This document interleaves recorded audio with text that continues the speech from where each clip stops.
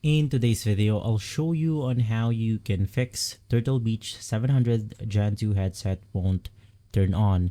Now, a lot of people are having this similar problem, and in today's video, I'll show you some quick fixes in order to fix it.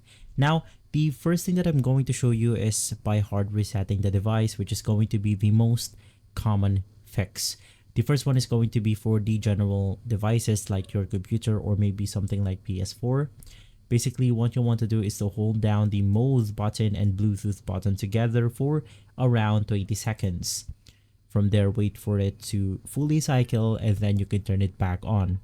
For the second method, which is going to be for the Xbox version, you want to hold down the Xbox pairing mode plus the mode button for once again around 20 seconds. After the 20 seconds, the headset should force power off and can be turned on or turned back on normally. From there, I have additional tips, which is going to be the power and charging checks. You want to plug the headset into a wall charger, not a console or maybe a computer USB port, for at least 1 to 2 hours.